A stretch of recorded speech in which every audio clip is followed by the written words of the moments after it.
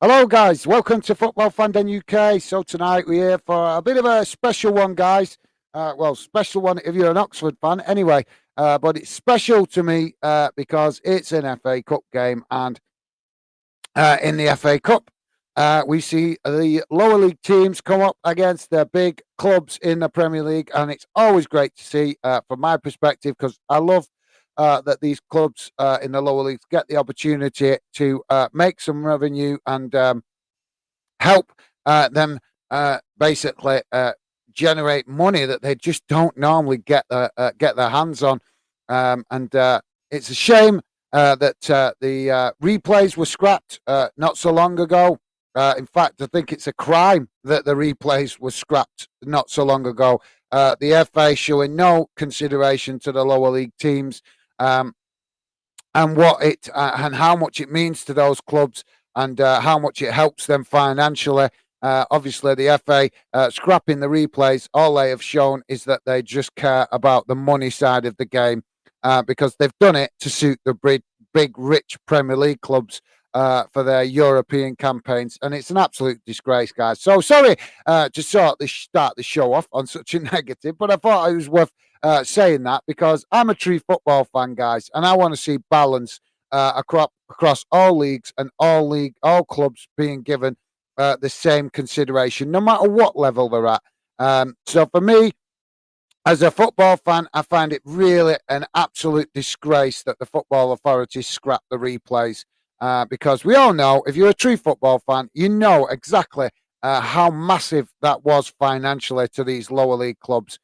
So now they are restricted to one game, and hoping that they can that basically get a good draw, and that the draw is at a stadium where they can make some half decent money out of the fixture. So far, guys, it's just 4 minutes in, and it's 0-0. So it's a good point of view from Oxford. If you're asking who we're supporting tonight, we are definitely rooting for Oxford. No disrespect to Arsenal, great club, top fans, very passionate. They're having a great season so far. But from my point of view, guys, I'm sorry, I am well and truly rooting for Oxford tonight. The underdog. Wish them the best of luck, and really hope that they can get a result in this. It's going to be a difficult ask. Arsenal, obviously, on the crest of a wave at the minute, really enjoying the game. And now we have a stoppage for a free kick because an Arsenal player has kicked the ball against the referee under pressure from Oxford. So the free kick is taken. Oxford keeping possession here at the back. Arsenal not having it all their own way in the early stages, which is great to see, guys. Like I say, from my point of view, I definitely cannot resist supporting the underdog in this one. Stevie's saying, welcome to the chat, Stevie. Great to see you, mate. Thank you very much. Stevie saying, evening, Gaz. I'm rooting for Oxford. Absolutely. Thanks for that, Stevie. Yeah, mate, can't blame you. Can't blame you at all. I'm sorry, but in this competition, I'm always going to, apart from my own club, obviously, I'm always going to root for the underdog, especially since the FA have decided to make it more difficult for these clubs to progress in this competition, as well as more difficult for these lower league clubs to generate the extra revenue that they used to be able to generate in this competition. So, absolutely, mate. Totally agree. Yep. Come on, Oxford. Billy, Random Clips. How's it going, mate? Welcome to the chat. Great to have you with us tonight. Billy, come on, Oxford. Absolutely, mate. See, true football fans know exactly what it means to a little club like Oxford to get a result in this, and the money that it can generate is immense for a club like Oxford. So I think there'll be quite a few of us tonight rooting for Oxford and hoping that they get a good result in this. No disrespect to Arsenal. They're a great club, but like I say, they're on the crest of a wave at the minute in the league anyway, so they're having a fantastic season. So why would we not wish for them to have a little bit of an upset at the cost of a lower league team that this result, a result in this fixture, could be absolutely immense, guys. So yeah, welcome, Billy, and thank you very much for that. Great, Billy. Great to see that you guys are thinking like I am. Like I say, I'm sure we all agree. Nothing personal to Arsenal. Yep, they're a good club, but come on, Oxford. We want to see an upset. Come on, Oxford. um, so, guys, if you are just joining us, please do drop your score predictions in. Any score predictions would be great. Obviously, you can drop 2 predictions in tonight if you want. You can drop a prediction with your heart and one with your head. So, obviously, your heart might be saying that it's going to be 10-0 to Oxford, but your head might be saying the opposite. So, yeah, be great to hear from you guys with regards to score predictions. But if you're going to score predict, please do give us 2 score predictions. We want to hear what you're thinking with your head, but also what you're thinking with your heart, because that I think would just bring a little bit of a different twist to the feel of the stream tonight, won't it? Just to have some heart and head score predictions. So yeah. Billy is saying, hope you're doing well this evening. Yes, I'm good. Thanks, Billy. Thank you very much for asking. I'm good. Yeah, and hopefully you are good, mate. And hopefully you had a great day. Obviously, it's back to the norm now. We're officially out of the Christmas and New Year period, aren't we? So we're back into the grind of the everyday week now, officially, because it's a full week of a normal working week, shall we say. So, yep. But yeah, thanks for that, Billy. And like I say, mate, hopefully you're doing well as well. As that don't make sense, does it? Hopefully you're doing good as well, mate. And thank you very much for coming, getting involved. Always a pleasure to have you on the stream, mate. Billy's also saying my head 3-0 Arsenal, my heart 2-1 or 1-0 Oxford. Absolutely. Nice one, Billy. That's a cracker. That's an absolute cracker, that, mate. Top man. Yeah, we've got to have some hearts and head predictions tonight. Normally, guys, obviously, as you know, we don't need to do that. But in these cup games, for a bit of fun, it's good to have a hearts and heads prediction. Because, like I said, I'm sure all of us secretly are wishing for a cup upset somewhere along the line.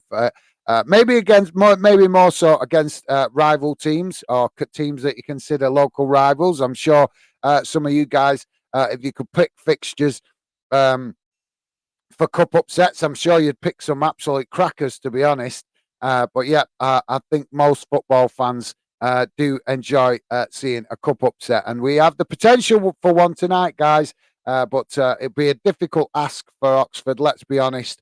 Arsenal, like I said at the start of the show, they're on such a high at the minute. They really are riding the crest of a wave with their league form. But like I say, let's hope there's a little blip in the road tonight, and they get a bit of a humbling and a reality check from Oxford. So let's hope, guys. We'll have to wait and see how it pans out. Corner for Arsenal. Corner comes in and it's short. And it's not quite cleared for Oxford. Arsenal pick it up again, and another cross comes in, but it's straight at the goalkeeper. And unfortunately, the goalkeeper has just been classed as touching that inside the pitch, when it actually looked like he touched it more outside the pitch from the way he had to dive to the side of his post. But the referee has awarded another corner kick on that far side to Arsenal. So corner kick comes in. It's an in-swinger, and it's cleared, but only as far as midway inside the Oxford half. Arsenal pick it up again, and another long cross from the far side comes in, but it's headed clear on this near side by the Oxford defenders. So at the moment, Oxford just having to soak up some of the pressure. Stevie is saying head 3-1 Arsenal, heart 2-1 Oxford. Absolutely. See, you guys are awesome. I love this. I look forward to more cup games in the future, guys, because this is really nice to see some different perspectives on the score prediction. Because, like I say, most of the time when it's league games, obviously we don't have the heads and hearts thing, but I think it's something that we'll probably do a bit more of in the future when we do cup games, because it's different, isn't it, guys? It's just something a bit different. Most of the league games, we always got a good idea how it's going to turn out. Teams are more evenly matched, but the cup is special, isn't it, guys? It really is special. But yeah, thanks for that, Stevie. That's a cracker. Both you and Billy, both wanting your hearts, both your hearts saying 2-1 Oxford, and I've got to agree. I think my heart's saying more like 4-1 Oxford, because it's my heart, isn't it? It's a wild one. It's a wild prediction, isn't it? So when we go wild predictions, we're allowed to be a little bit more ambitious. So yeah, but thanks for that, Stevie. Billy is saying top of the Premier League, Arsenal vs 15th in the League One, Oxford. Oxford, there's at obvious winner, but I'd love an upset tonight. Absolutely, totally agree there, Billy. Sorry about that, mate. I was just struggling to follow one of your sentences there. I don't know if you've missed a word out or something. It just didn't quite follow on right. But my bad, mate. My bad. If I was not getting it, but yeah, absolutely, mate. Totally agree. I think we all love to see cup upsets, and we've not seen that many, have we? This season, really. So it would be nice to see one or two in the FA Cup. We've not seen as many, or should I say, we've not seen as many high-profile cup upsets as we have in previous seasons. So let's hope that Oxford can create one. That's the reality we want to see, isn't it, guys? We want to see Oxford create an amazing upset. Obviously, a lot of criticism towards Chelsea yesterday for their performance against Man City, but that's not something where I consider an upset, even though there's been a bit of an outcry from the Chelsea fans and the pundits and stuff like that. I think that they're overlooking a number of facts in that game, and one major one is that it's difficult for any team to go to Man City and get a result. But we'll not talk about that too much tonight, guys, because we've had plenty of Chelsea and Man City over the last two streams. So, like I say, let's hope Oxford get a positive result in this one. And they're actually on the ball, in possession at the minute, on the halfway line, looking to push up the field as they switch the ball out to this near side.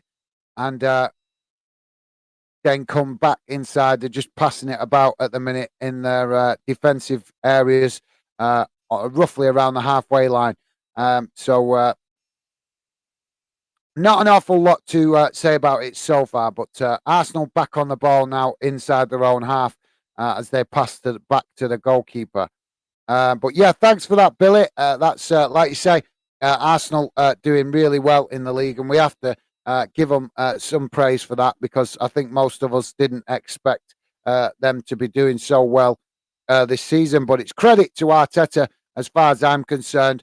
There should be a lot of Arsenal fans eating a large piece of humble pie, in my opinion, because the reason I say that is because last season I was actually speaking to quite a number of Arsenal fans calling for Arteta to be sacked, this, that, and the other. And I kept saying to him, you have to give him time.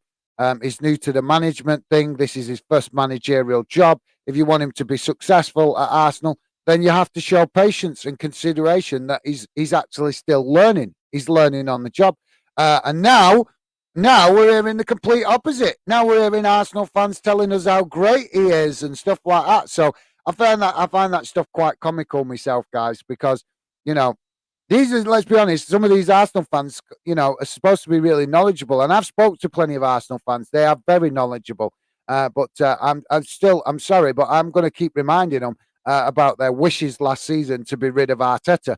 Because, like I said, I spoke to a number of Arsenal fans last season, all calling for him to be sacked, all saying he wasn't good enough, not enough experience. And this season, he can't put a foot wrong, can he? And how the critics of Arteta have silenced. It's amazing, isn't it, guys? If you're going to criticise, fine, no problem. But at least be prepared to come out and admit that you was wrong when your criticism doesn't work out the way you thought it was. So yeah, but like I say, that's just that's a small percentage in it of Arsenal fans, I should imagine. Um, Stevie's saying, completely agree, Billy. Absolutely, yeah. Um, I think Arsenal are having an amazing season. We have to give them the respect they deserve. They're well punching above the weight that we thought they was going to do. But like I say, tonight, let's hope they get a big piece of humble pie. I'm sorry if there's any Arsenal fans watching. I'm sorry, but I can't help it. It's the underdog, isn't it? Come on, we've got to want the underdog to get a result. It's the giant killing, isn't it? And what a better giant killing there is than beating the team that's at the top of the English football pyramid.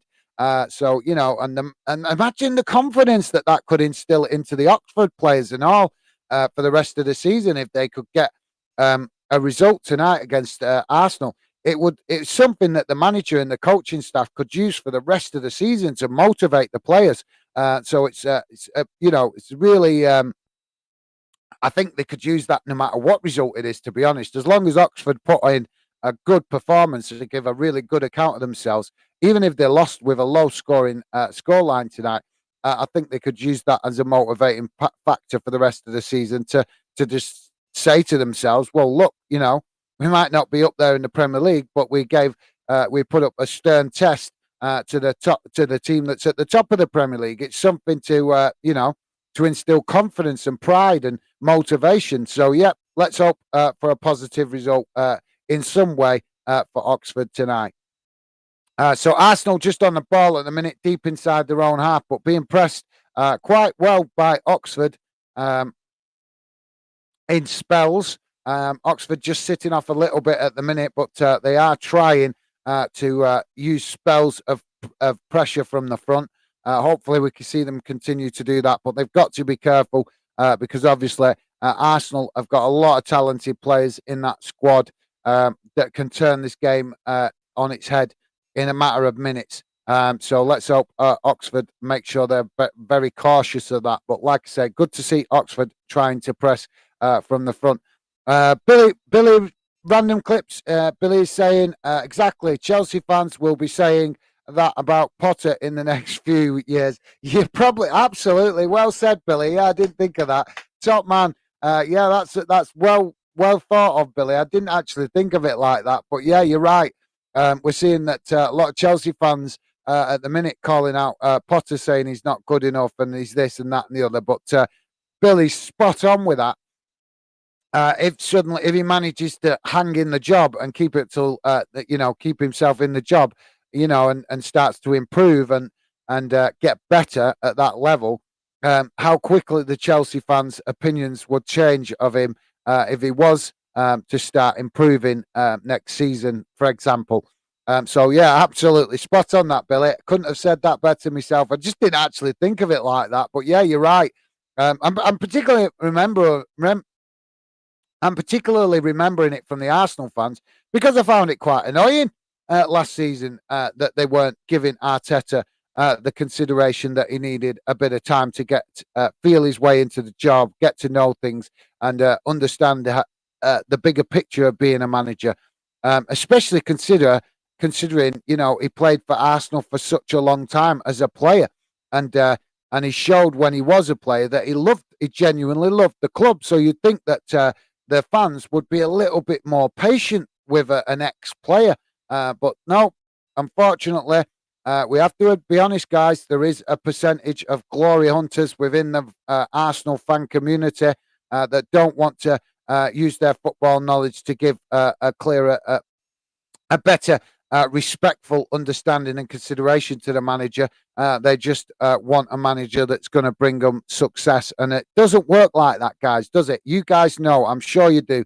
Most of the fans in the fan den community that I've spoke to, all of you guys have all shown that you're really knowledgeable about football. So I'm sure you guys will agree with that to a certain extent, that you have to. I'm not saying stick with a manager forever. I'm not saying that at all. But you do have to give them a little bit of a time and accept that along that honeymoon period, there is going to be at some point a dip in results where you might just have to bite the bullet, just take it on the chin, and just get behind the manager and the team. Because let's be honest, I've got to ask the question, guys. With the way Chelsea played against City last night, it got me thinking. I was thinking about it after the stream, and do you know what it reminded me of? It reminded me of the Chelsea of old under Abramovich, where Chelsea players pretty much down tools to get a manager out. And it's a bit early to say whether the Chelsea players are doing that, but the performance yesterday compared to the performance previously indicated that, because they played City in the league at home and put in a brilliant performance. Then they go away to City and really struggle. And yes, it could be because they changed things in the team, stuff like that. But like I say, we have to ask the question, did they down tools a little bit on the manager last night against Man City? Because like I say, I don't know if you guys have ever noticed it, but I certainly noticed it when there was when Abramovich owned the club. There was one or two times where you definitely saw Chelsea players down tools and chuck the manager under the bus because they didn't want to buy into his tactics or what he was doing at that time. So yeah, let me know, guys, if you think there's something in that. But like I said, just thought I'd chuck that one out there as a possibility. Billy is saying that's why I'm being patient. Potter will sort things out. He needs time. Absolutely, well said, Billy.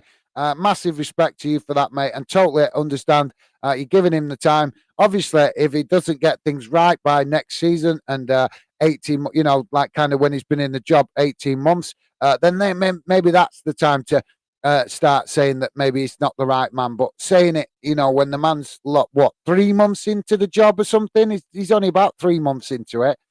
It's not really, from some of the Chelsea fans and a small percentage of the Chelsea fans, just showing that little bit of disrespect, really, and embarrassing themselves a little bit, because they're just showing that they don't tap into their own football knowledge, or that they just don't have the football knowledge to realise that, you got to give the manager a little bit of time and accept that in the early stages, in that first 6 months time of period, especially a manager that's new to that level of football, is going to potentially make an occasional mistake, and maybe have a little bit of a bad run of games. Obviously, if the run continues to excessive levels, then yes, understandable that fans would call for the manager to be sacked. But at the minute, he's not gone through that period, so it's not really fair for Chelsea. Let's be honest, some segments of the Chelsea community to be demanding that he be sacked. You got to give him a bit more time, and I'm buzzing to hear that Billy is giving that consideration. Like I say, well within your rights in once he's had a decent length of time to call for the manager to go. But after 3 months, it's a bit harsh, in it, and it's a bit embarrassing as a football fan if you're saying that as well, because you're not. Because most of the fans that will call for him to be sacked are the managers that in a month's time will be saying, "Oh well, you've got to give a manager time, and manager needs the backing of the board and needs the right players, needs to bring his own players in, this, that, and the other." But as soon as the results don't go the way they expect, then they're saying that they want him to be sacked. It's a bit hypocritical, isn't it? But yeah, absolutely. Does not surprise me, Billy, that you are saying that. As I say, I know I'm not known you long, mate, but you definitely seem to be a very knowledgeable and respectful football fan. And it's great to hear you say that, mate. Thank you very much for that. Lionel Thompson, how's it going, mate? Welcome to the show. Great to see you. Lionel is saying, hello, Gaz. How's it going? Thought to round 4 in the FA Cup against West Ham, and I reckon we've got a chance because West Ham are in bad form at the moment. Yeah, I did see that you guys have drawn against West Ham, and to be honest, I think with the form thing, yes, that could play a part in it. But I didn't, if I remember rightly, didn't you draw them at your place? Isn't it being played at Derby? So if it is, I'd have to check, but I'm sure it got drawn. You guys drew West Ham at your own ground, so I think that gives you an added edge. But even if it's not, even if it's away, I think it's perfectly poised. for Derby to get a result against West Ham, because, like you're saying, West Ham not in the best of form. Although they just, I think they're just having a bit of a hiccup, but they will probably underestimate you guys.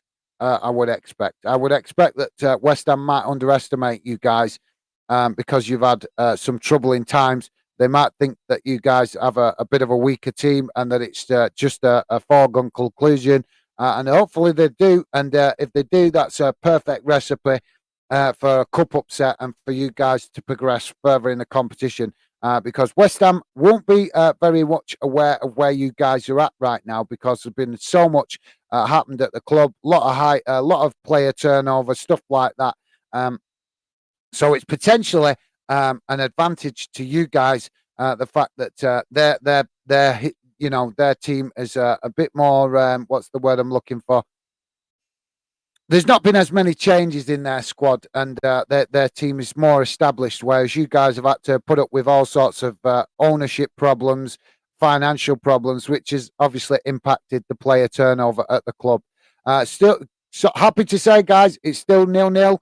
27 and a half minutes gone, and we've just got a stoppage on this near side at the moment that the referee is dealing with.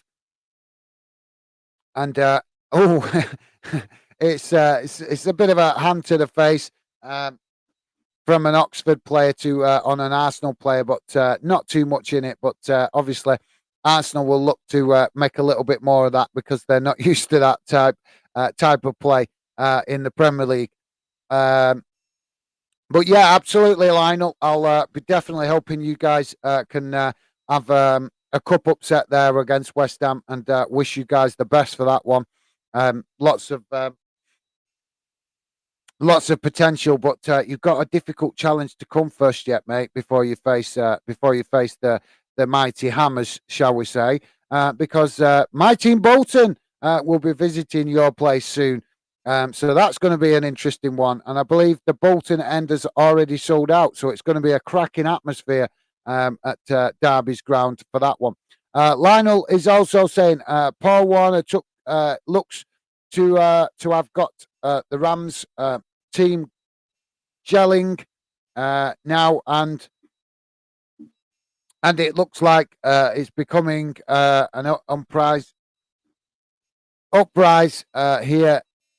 That stupid arrow. Sorry, guys. The arrow's in my way. This become an upset here, and we could even go on a top two push now. Yeah, like I say, mate, results. You guys have been doing well. You've been improving results. You're definitely in contention up there at the top of the league to do well. So hopefully you do, mate. And like I say, I wish you guys the best of luck for the rest of the season, apart from obviously against my own team, Bolton, of which I am hoping Bolton do get a good result against you guys at your own ground. And like I say, great to hear that the Bolton fan end, the way end for the Bolton fans is sold out.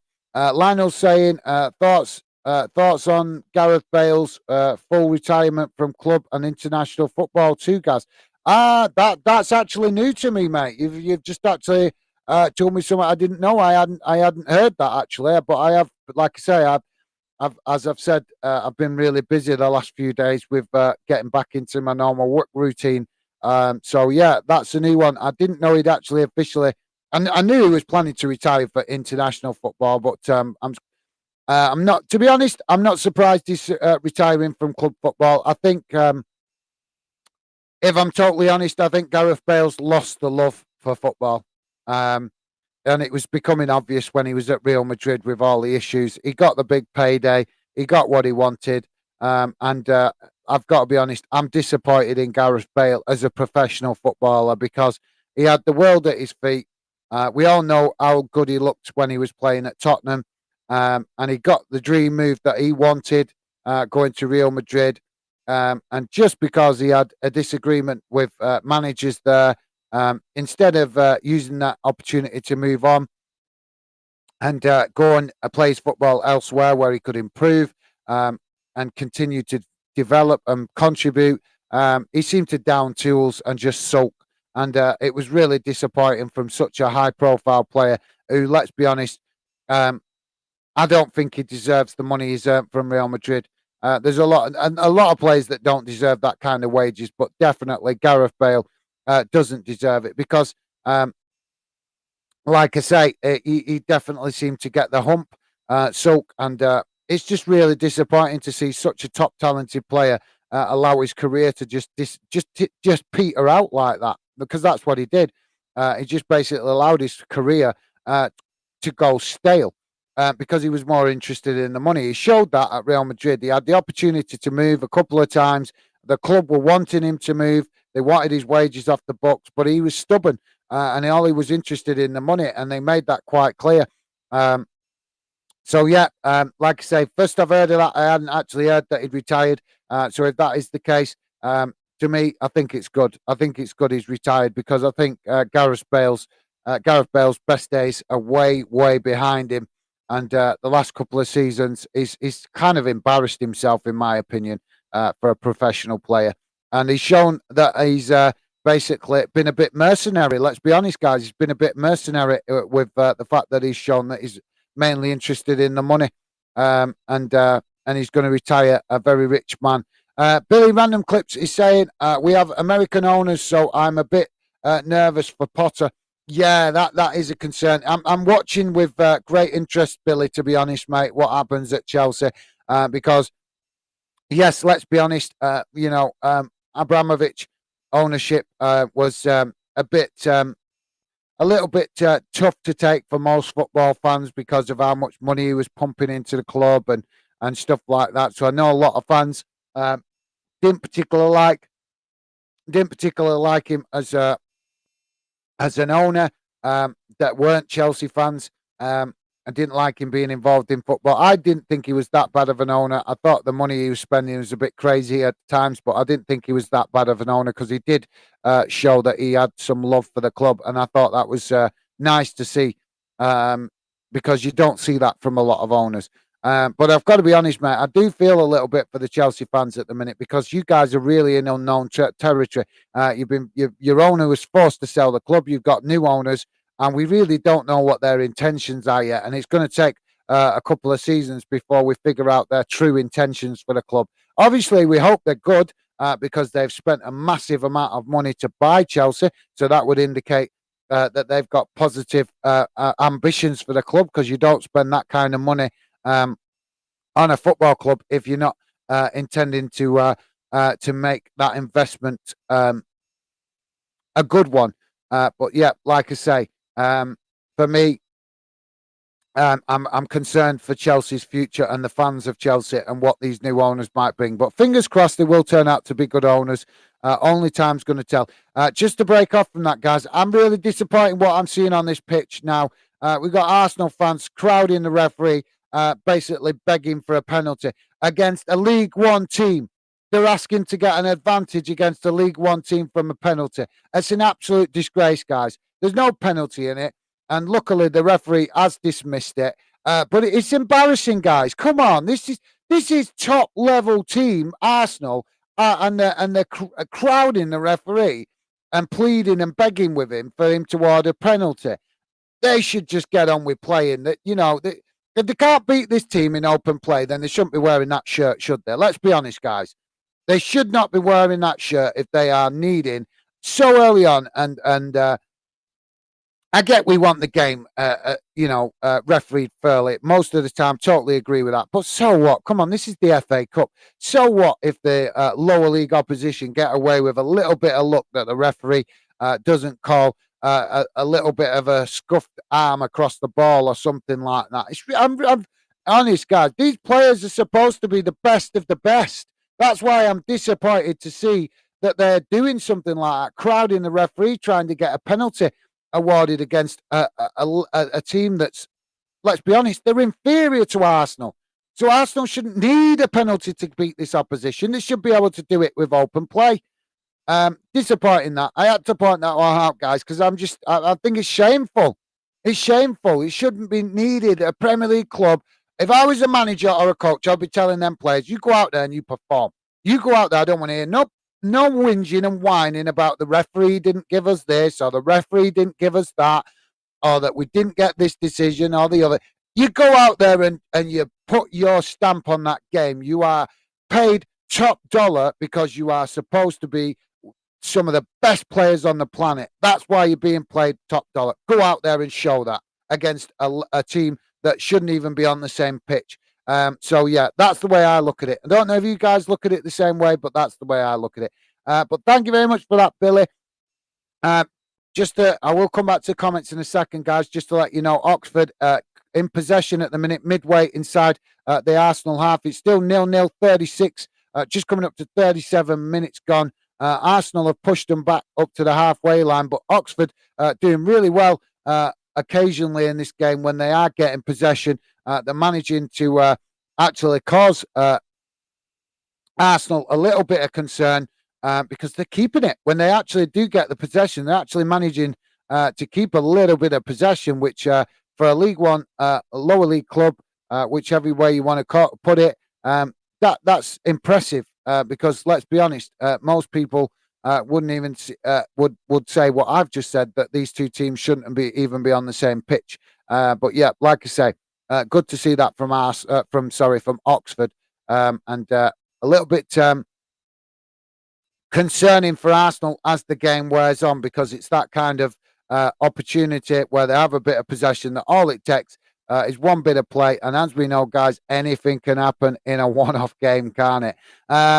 So let's keep an eye on how that develops. But at the minute, the ball's gone out for, I think it's goal kick to Oxford. Lionel Thompson saying, yes, guys, it's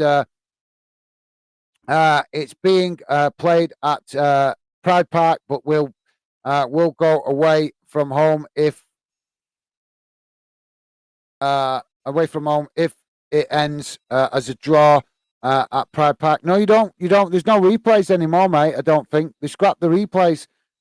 If you draw, it goes to extra time, and then there's penalties. There's no replays anymore. They scrapped it a couple of seasons. I think it was about 3 seasons ago when they scrapped it. Lionel. So sorry to say, mate. I'd love to see. But seriously, honest, I absolutely makes me really angry that the FA scrapped the replays, because that was an amazing way for lower league clubs to generate extra revenue that they don't normally get.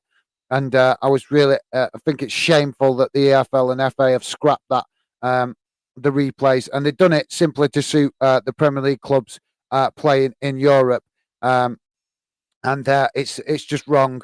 So unfortunately, I know no replay there will be, mate. You'll have to get the victory against West Ham at your place and get it done and dusted there. And like I say, unfortunately, mate, there is no replay. It'd be great if there was, because it's a great opportunity if there was for you guys to go to the West Ham new stadium and get a good amount of money from the ticket allocation there. But I think your place will be packed out anyway, mate, for that game. I expect the Derby fans will come out in numbers for that game, and there's bound to be decent travelling away support for West Ham as well. So I think we will see a packed Pride Park for that game in the FA Cup. So we're just seeing that Robbie Fowler is at the game, guys. Apparently, Robbie Fowler's son plays for Oxford. So that's an interesting one, because I actually didn't realise that. So I don't know if you guys was aware of that. But yeah, Robbie Fowler, the ex-Liverpool striker, his son plays for Oxford, and he's there watching his son. So that's a little bit of football knowledge for you there, guys, if you didn't know that. I actually didn't know that, so it's good. This is why I love doing the live streams, because we also learn bits and bobs off watching games, but also we learn bits and bobs of football knowledge off each other as well, and I love that. Lionel Thompson is also saying, I'm glad listening to your words a while back, Gaz, of it taking time for a new team to get to gel, because it takes time, and it has... and the team looks to have gelled. Yeah, well, like I said, mate, I think there's still a bit more. Obviously, I don't know your Derby as well as you would. I think there would still be a little bit of time for you guys to improve, because obviously the manager's going to be looking to strengthen that team, because, like I say, when you go through the problems. I know from my own club going through it, when you come out of administration and stuff like that, you're left with the remnants of a former team, as well as bringing in loan players, free transfers, and just trying to patch the team back together to make it some kind of competitive team. But it takes up to 2 or 3 seasons after that to potentially get that team to the strength that would satisfy the coaching staff and the manager, so to speak. So I think that it's great to hear that you guys have got a team that's gelling, but I think there's still a bit of work to do. But like I say, I think against West Ham, you'll have a great opportunity, because I think West Ham will probably underestimate you guys. So it puts you in a great position to progress in the FA Cup and get a really good result against West Ham. Throwing coming in for Arsenal, and it's cleared over the bar. I'm not sure who the clearance came off, guys, but I'm just going to see the replay now. It did. Yeah, it's a clearance. I think it's actually an Arsenal clearance. So yeah, we got a free kick for Oxford. So we'll see how the game progresses. But yeah, Arsenal looking to capitalise on a long throw in there.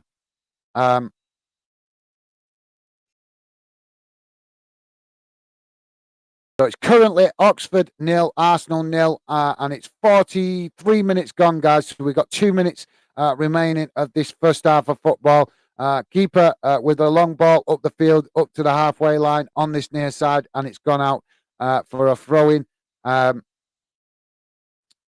we see the throw-ins to Arsenal, and Arsenal will be looking to get the ball back in play and build again. If you're just joining us, guys, please do consider hitting that like button and drop your comments in the chat. It'd be great to hear from you. We are not a club channel. We are very much a fan channel. We're trying to build a channel that is going to hopefully help fans have a voice in the future of football.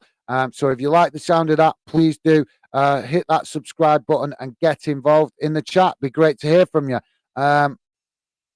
But yeah, Lionel, thanks for that, mate. And like I say, I think you guys have a fantastic chance against West Ham. We've got a throw-in on the far side of the pitch at the minute, guys, for Oxford. It's about, I think, it's not quite midway inside the Arsenal half. It's actually closer to the goal than midway inside the Arsenal half. So an opportunity potentially here for a long throw-in for Oxford to get a ball right into the box, and that is exactly what they do. But the long throw is headed clear by Arsenal's defenders, and they look to break. But Oxford matching them with the desire to get the ball on that far side, and now we have a free kick for Oxford. And it's great. I'm sorry, guys, I've got to be honest. It's nice to see that Oxford are getting to play and give Arsenal some concerns, because with all respect to Arsenal, as I said earlier, they're a great club, but you cannot, if you're a true football fan, you cannot deny that you enjoy seeing lower league teams create concern for the more top echelons of clubs, if you like, because there's nothing better than an underdog getting some kind of result in the cup, because it's like I said, these clubs are starved of success to some degree. So just a one game in the cup can really make or break a season for a club like Oxford. So like I say, it's nice to see that they are actually getting some game time against Arsenal. What I mean by that is that the game's not going all Arsenal's way. At the moment, Oxford trying to cause Arsenal some concern, but we've got Arsenal on the attack down that far side now. Cross comes into the box, but it's blocked off by the Oxford defenders, and they pick up possession now and look to move the ball up the field with a long ball up the field. Now a brilliant opportunity for Oxford, and a foul on the Oxford striker. Oh, no, sorry. It was the referee blew the whistle. It must have been offside, but it looked like a foul initially.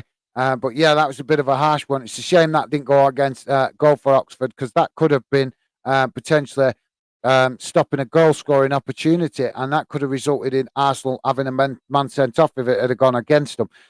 So there goes the halftime whistle, guys. Oxford giving a good account of themselves in the first half. Arsenal with much work to do if they want to not want to get the result on this and move on. But Oxford certainly giving them a test and not letting Arsenal have it all their own way, which is really nice to see from a lower league team. Lionel Thompson saying, "Yep, we've got Bolton, and I think we're going. We also got Portsmouth too. Nervous." But excited for both.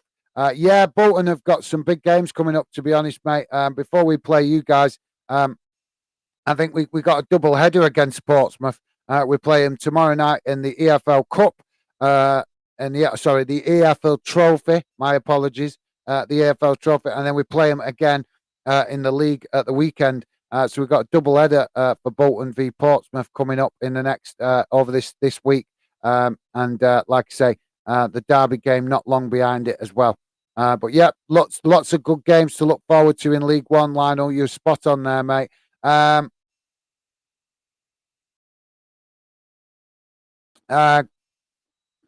Underscore Ghosty 88 is saying, I'm not sure what the initials are saying at the beginning. I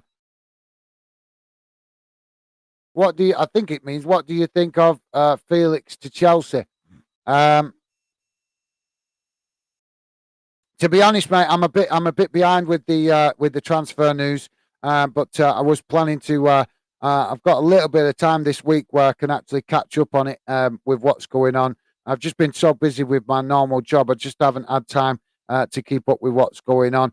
But yeah, it doesn't. I'm not well up on what players. The top clubs have been linked with so far, but I will catch up in the next couple of days when I've got a bit of time free.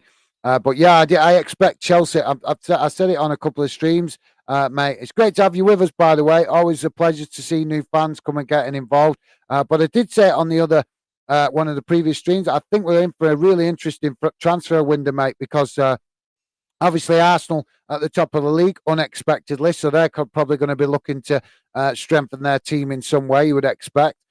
Newcastle up there in second, so now that puts them in a great position to do some serious business because, as we know, a lot of players didn't want to or weren't interested in going to Newcastle because they haven't considered Newcastle as a contender at the top of the league. But now that they've got themselves into that fantastic position, I'm sure a lot of more players will actually give them consideration. And what I mean by a lot more players, I mean the high-profile players that would want to be playing Champions League or think that they are Champions League quality, and that gives Newcastle a great chance. And we're going to see the usual clubs, obviously Liverpool and Man City and United in the transfer window, potentially looking to do some big deals or at least one or two big deals. And like I say, with you guys from Chelsea, I'm a bit concerned. It's going to be an interesting transfer window for you guys to see what these new owners do, how they're going to go about things.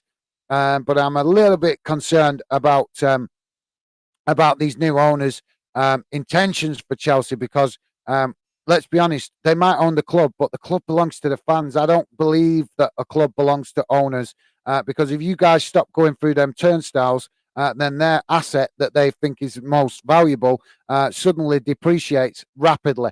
It's you guys that hold the key to the power of that club as fans. And that's the same for any club. It's fans that hold the power. And I keep saying this, not more respect needs to come from owners to respect the fans and exactly the fact that without the fans coming through the turnstiles, the club that they think is amazing and rich and wealthy is nothing without that fan support. It's you guys that put that club in the strong position that it is in. So yeah, but I'm watching with interest to see what Chelsea make, and I will be looking over the next few days over what's going on with regards to the transfer window. Just been doing so much streaming. I'm working and one thing and another. It's just been, I've just not had time, so I don't really want to comment on stuff that I've only heard bits and bobs about. So it's nothing personal. Ghosty88, like I say, mate. Hopefully We'll catch up with the transfer window. I have heard bits and bobs, but I'm not wanting to comment on just bits I've heard on the radio and stuff like that. Because, like I say, I prefer. If you guys get to know me, you know I like to have a clearer picture before I start commenting on things like that. But yeah, I'm expecting some impressive transfer business from Chelsea this transfer window. Let's put it that way. Ghosty underscore Ghosty got 88 is saying Kane or Haaland. I don't understand the question, mate. I'm presuming you're asking maybe which is the better player. Maybe some of the guys in the chat would like to answer that one for you, mate. But me personally, I don't select the best players. I don't do that. I just admire brilliant players, and I'm just grateful that we have top players like that to enjoy. So for me, I don't look at who's the best or who's the worst or anything like that. I just admire talent, mate. I love to see top players, and the more top players we see in the English leagues and the Scottish leagues, then the better it is for UK football. So yeah, I'm presuming maybe that's your question, mate. Which player would I prefer, or which player I think is best? But like I say, maybe some of the guys in the chat might want to answer that one for you, mate. But me personally, like I say, I don't really pick out who's the best. We had this debate a couple of weeks ago about Messi, and like I say, for me, I just love having top players, mate. I just love having top players that we get to enjoy watching and showing their talent. But both Kane and Haaland, amazing players. I have said about Haaland, whether fans disagree, a lot of fans saying that Haaland is unstoppable, this, that, and the other. And that is true. At the minute, he does look unstoppable. But I think what you'll notice that there'll be a difference next season when defenders and coaches get to know him better. And then he might start to find it hard to find the openings that he's finding at the minute. We've seen it many times, guys, with players that come from outside of the UK that haven't played here before. They have a great honeymoon period, but eventually that honeymoon period will come to an end where teams get to know them better, understand what runs they're going to make, understand what gaps they're going to look for, and the coaching staff get a clearer picture of the threat coming from that player. So for me, like I say, he's an absolutely fantastic player, but he's still in his honeymoon period, as far as I'm concerned, within the UK football pyramid. So yeah, hopefully that gives you some kind of answer. Underscore Ghosty 88. But like I say, mate, that's just me being very honest with you. Like I say, I'm not a big fan of picking out individuals as the best. Lionel Thompson is saying Bolton is gonna be a huge game because it could come down to whoever wins, then will have a better chance. We'll have a better chance challenging for top two with Ipswich and Wednesday, and maybe even challenging Plymouth. Yeah, well, like I say, I would love to see teams in League One challenging Plymouth because they're riding the crest of a wave at the minute. And yes, I enjoy. It's nice to see a different club up there, but I've got to be honest. I don't hate clubs, but if there is a club that I dislike in League One, it's got to be Plymouth. It's got to be, and it's not. It's actually not because of the club. It's because of their fans. Their fans are just they're so salty. They're so salty. You can tell they live on the south coast because they're so salty. It's unbelievable. They like to criticise a lot of other clubs in and around them. But as soon as you make an honest observation or criticism about their club, just see the reaction you get. And it's a high percentage of Plymouth fans as well. Maybe I've just had a bad experience with the Plymouth fans I've talked to so far, but with the fans I have come across, they've not exactly made me have a soft spot for their club. They've actually put me off their club with their complete arrogance, basically, towards other clubs and disrespectfulness. But like I say, maybe I've just been unlucky and come across a small number of salty fans for Plymouth. I don't know. But yeah, like I say, Lionel, I think you guys are just going to keep improving now that things have stabilised financially at your club. I think you guys will be back up in the championship at some point. It's just going to be a bit of a grind in League One. It might happen this season. It might happen next season, but I expect that you guys will get back to the Championship sooner rather than later. Guys, if you're just joining us, please do hit that like button, drop your comments in the chat. It'd be great to hear from you. We want you guys to feel a part of this channel. I'm not here to be famous. I'm here to build a genuine fan channel. I am very passionate about how fans are treated in football, and that is why this channel is called Football Fandom UK, because it's about you guys. I want you guys to feel that this channel is part of you, and I want you to feel part of it. So please do get involved in the chat. Billy Random Clips is saying, Felix to Chelsea. I didn't see that. No, like I said, I heard a little bit about it, but I'm not clued up with the details, so which is why I'm kind of not wanting to comment on it too much at the minute until I know a bit more about it. Like I say, I've heard bits and bobs. I've been listening to bits on the radio while I've been at work and stuff like that. But as you know, guys, sometimes when you're working and you're in the thick of it, the radio doesn't always give you all the facts. You can miss out bits because you're not listening intently. So, like I say, well, I will catch up hopefully over this week with what's going on in the transfer window. So I've got a bit better idea of what type of players that Premier League clubs are looking at particularly. I know Michael and Bolton have made one or two signings early on, but Michael Bolton, I've got to be honest, I praise him for that. It's one thing I do like when the transfer window comes round. These new owners that we've got at Bolton always seem to have a plan of attack for the transfer window. I've got to respect them for that. Every transfer window that comes round, if they've got business plan, they get on with it. They don't wait till the end of the transfer. They get on with it. As soon as the window opens, bang, they're doing business and they're getting it done before all the other clubs do. And it's really actually quite refreshing to see that, because it shows that they've got a plan. They're preparing for it properly, which is what all clubs should be doing. If these owners and these boards and all that, what do they actually do when they're having these board meetings?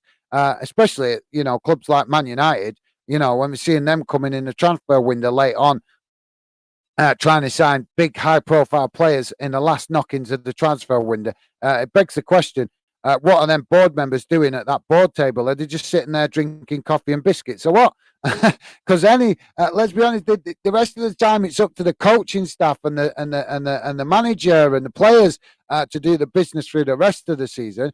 The board members don't have an awful lot to do through the majority of the season. Their job is to be ready for transfer windows, to support the manager and the coaching staff, and also make sure that games are organised properly, things like that. So it begs the question: what do they do that they're not prepared for transfer windows when they come round? Lionel Thompson is saying it's a loan move to Chelsea. I mean, they could have a good uprise in form if they get him.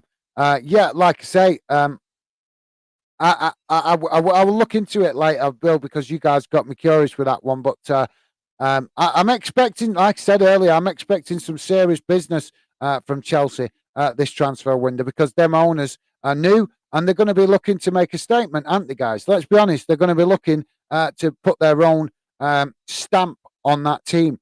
And what I mean by that is they're going to want to bring in players that they want, or that they feel that will help the club move forward with whatever ambitions it is that they have in mind for the future of Chelsea.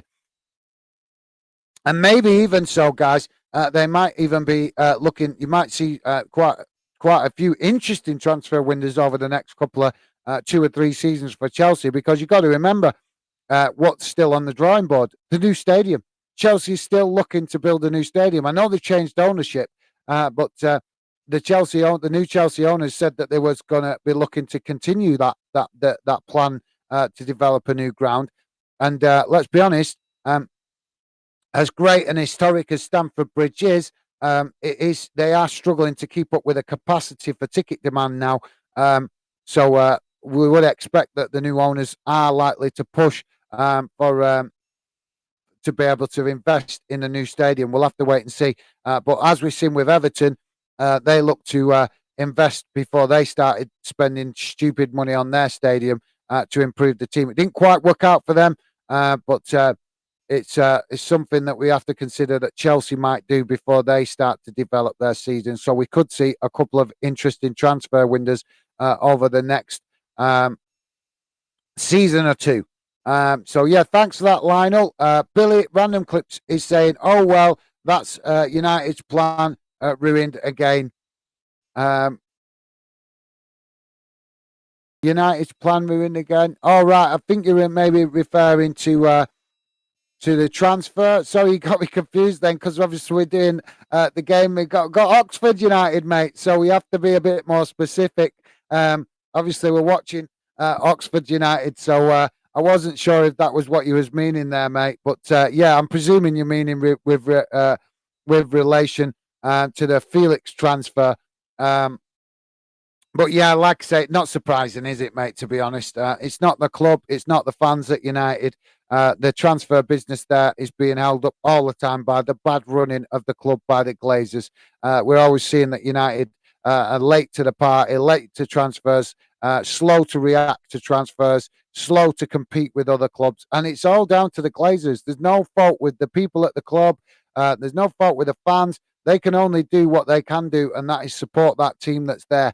It's up to the owners and the board to do the rest, and that is to actually follow up on their ambitions to get new players in. So the game's restarted, guys. Still 0-0, 45 minutes just started. So we're only 40 seconds into the second half, and Arsenal in possession at the minute on this near side as they're looking to make a fast start in this second half, possibly to try and get in the lead and then possibly kill the game off. But it's gone out on this near side for a corner to Arsenal. Thanks for that, Billy. Ethan Dixon, how's it going, Ethan? Welcome to the chat, mate. Great to have you on the channel tonight. Always a pleasure to have you involved. Ethan is saying, my dad will want Arsenal to win. Yeah, well, obviously, most of the time, mate, I'd be 100% with that. But forgive me tonight, mate. But obviously, it's the underdog. It's the underdog, innit? It's the FA Cup. So I'm not going to complain if there's an upset in this one. And to be honest, if I'm totally honest, I like seeing FA Cup upsets. Nothing against Arsenal; they're a great club, and I'm buzzing to see them competing at the top of the league again. But for me, like I say, I like a cup upset, mate. So I'm sorry, you'll have to send apologies to your dad, but I'm with Oxford tonight. I'd like to see a cup upset because it's special for lower league clubs, this competition, and I'm sure you can understand that, mate. If it weren't Arsenal, obviously, if it was another club that you don't support, I'm sure you might be thinking the same way. But thank you very much for that, Ethan. And like I say, mate, always a pleasure to see you come and get involved. Arsenal still in possession, guys. They're just passing it about at the back, just inside their own half of the field. They're now long ball down that far side, but too much pace on it, and it's gone out for a throw-in on the far side to Oxford, deep inside the Arsenal half of the pitch. Sorry. My apologies, guys. I'm forgetting they've changed ends now. It's deep inside the Oxford half of the pitch. My mistake. Apologies for that one, guys.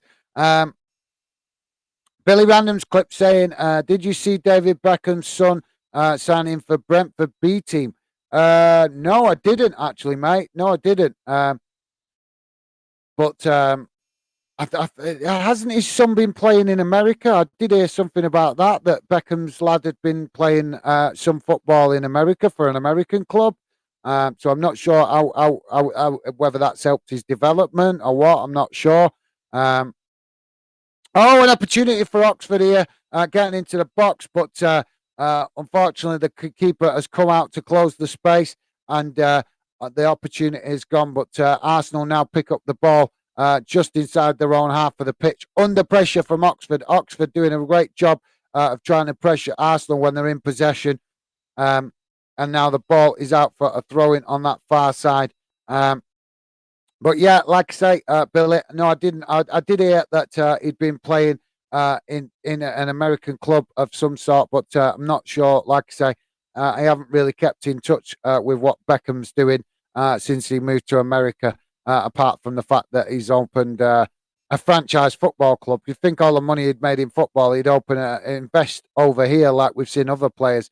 Considering this is the country that helped him become the wealthy man that he is today, but instead he goes and invests in America. Nice of him, innit? Nice of him. And he claims to be true English through and through.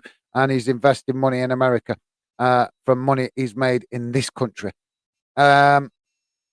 Joey, good evening, mate. Welcome to the chat. Great to have you involved in the show. Always a pleasure, mate. Joey saying, evening, fan den. Good evening, mate. Great to see you. Hopefully you are well. If you're just joining us, guys, it is still 0-0. And as we started off this show, we want some score predictions off you. We want score predictions with your heart and your head. So in other words, we want to know what your head's saying for this result, how it could turn out, and what your heart is saying. So please do drop your score predictions in the chat. We want to hear it's just something that's a little bit different tonight, just with the predictions. So please do, while it's still 0-0, guys, early in this second half, let me know your score predictions. But 2 predictions we want off you. We want one from your head and one from your heart. So let us know what your thoughts are on that, guys, if you could.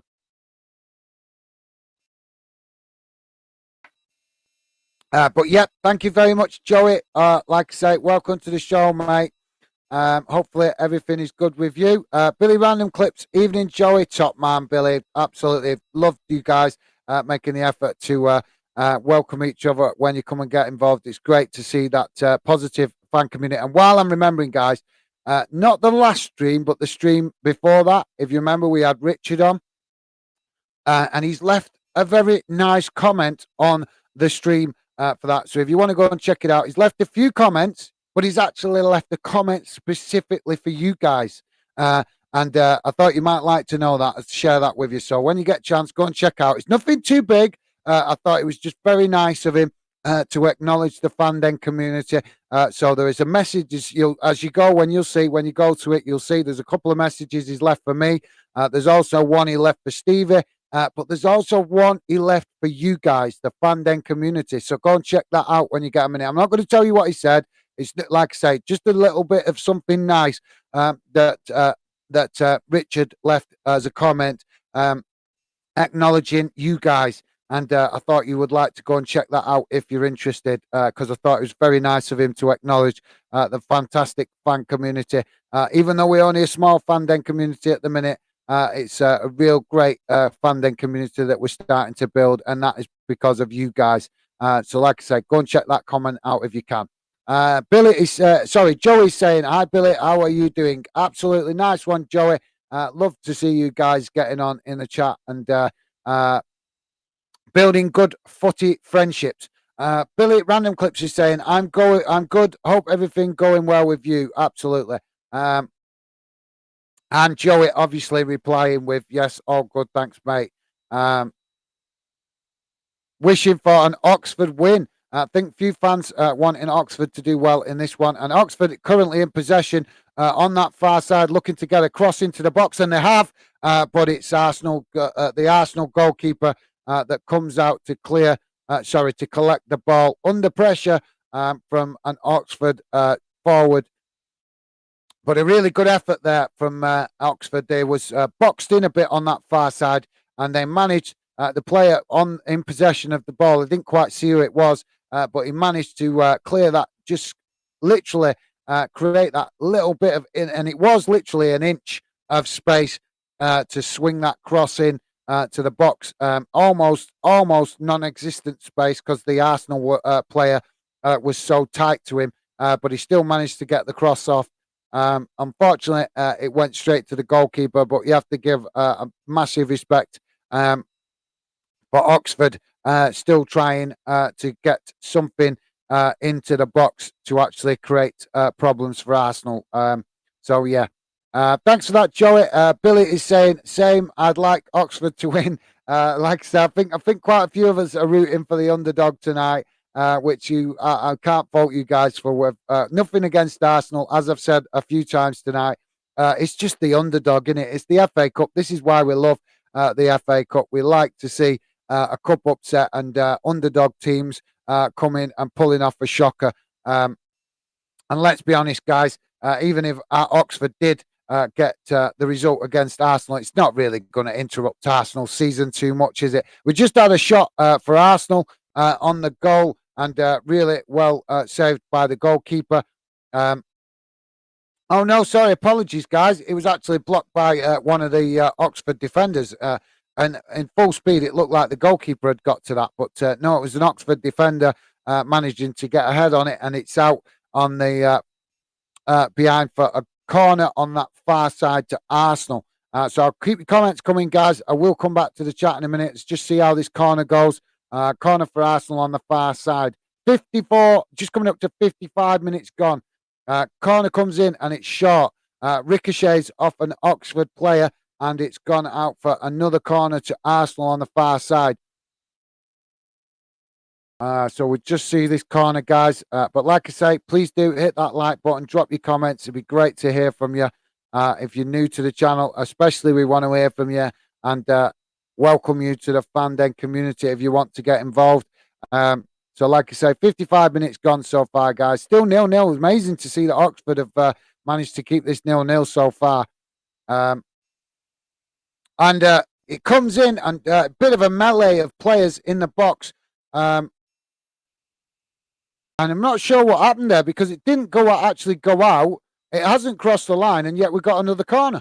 So I didn't actually see that ball go out. I don't know if it just edged over the edge of the bar, but it came in towards the near post.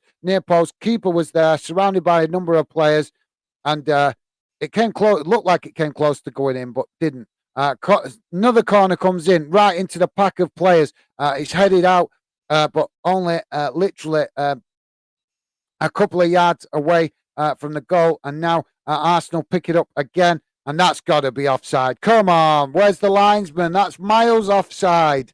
How is that a throw-in? It's just come to an Arsenal player on this near side, and I'm sorry, guys, but that to me looked like that was clear offside. I know I'm not the linesman, but it definitely, I'd love to see that replay, because that definitely looked to me like that was offside. He was, I don't know, about 3 yards past the defensive line when the ball was kicked to him. Another corner on this near side. Corner comes in. It's deep this time, and it's headed back towards goal from an Arsenal player, but not on target, and goes wide of the goal, and is out for another goal kick to Oxford, which gives Oxford the chance to get some possession now and try and move up the field. So not much free corner opportunities there for Arsenal, and they've kind of really been poor with that, guys. You'd expect a Premier League club with 3 corners back to back like that to create a bit more threat on goal than they did. But yeah, thanks for that, Billy. Joey's saying you got to go for underdogs if you're not an Arsenal fan. Yeah, I suppose I could absolutely, Joey, totally agree there, mate. Like I said, I think quite a lot of us are rooting for the underdog tonight. It's why we love the FA Cup, innit? It is, let's be honest, guys. It's why we love the FA Cup, because you see teams that don't normally meet in the league. They don't come across each other very much, and it's just nice. It's nice to see clubs that have a tough time down there in the lower leagues financially, always having to scrape together money for itty-bitty transfers that they can't really afford. And like I say, a result in the FA Cup can be massive for a club like Oxford. It can bring it, the money they generate from this could see them comfortable for the next 12 months, just from the money they generate on this game. And that, like I say, again, like the money that Arsenal generate from this game is peanuts to them. It's nothing, because they earn bigger money in the Premier League and in the Champions League, obviously, when they're in the Champions League, but they haven't been in it for a while. But I'm thinking that they will be in it next season if they carry on. But yeah, for a club like Oxford, this is like Champions League money to them, innit, guys? Let's be honest. It really is. So we have to respect that and take that into consideration, why it means so much to these lower league clubs for this competition. So yeah. So we got a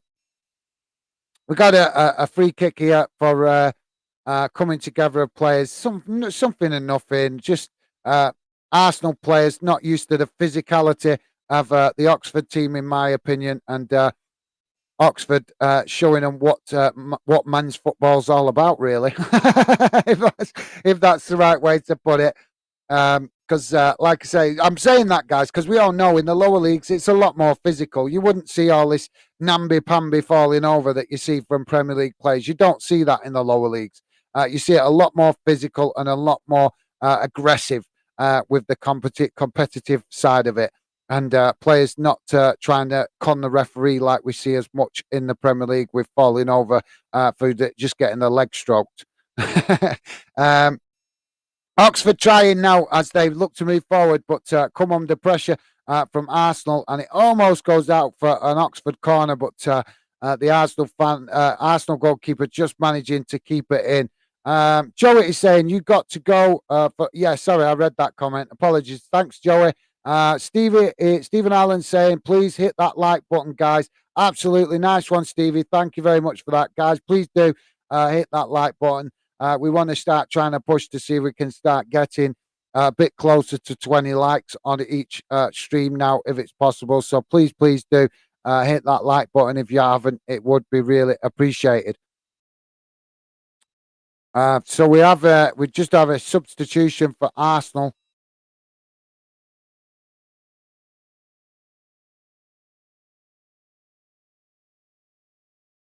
So we're having just bear with me a second, guys. See if I can. I can't see the players' names on the shirts this time. So we got Kieran Tierney, and going off. It's Exakia and Zin. I can never read it. Some of these players' names, Zinchenko, coming on. But yeah, I've got to be honest. That just brings the highlight. I've not really noticed a lot of Kieran Tierney. Maybe it's because I don't watch Arsenal very as much these days with doing so much live streaming and stuff. But I really had high hopes for Kieran Tierney to do well at Arsenal and improve, not for Arsenal, but to help Scotland, improve their international quality and potential players. Because if you remember, I don't know if you guys remember, but when I was younger, you used to have a lot of Scottish players playing in the Premier League. And these days, we have still got a number of Scottish players, but it's not as many as it was back in my day when I was younger. And it's had a knock-on effect for the Scottish team to qualify for competitions. And it would be nice to see Scotland qualify for more competitions from my point of view anyway, because obviously we're football fan in UK, so we want to support all the home nations. But not just that. I think it brings an extra edge when England and Scotland could potentially meet each other in international football. It's always a game that gets the whole of the UK fired up.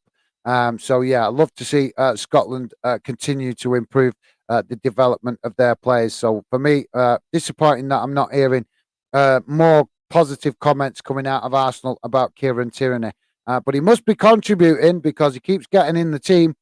We've got a free kick for Arsenal on this near side, just on the edge of or just to the near side, but halfway between the edge of the pitch and the goal box. And a cross comes in and it's headed in for Arsenal. So it's a goal for Arsenal. They finally find the back of the net. 63 minutes gone, guys. Oxford 0, Arsenal 1.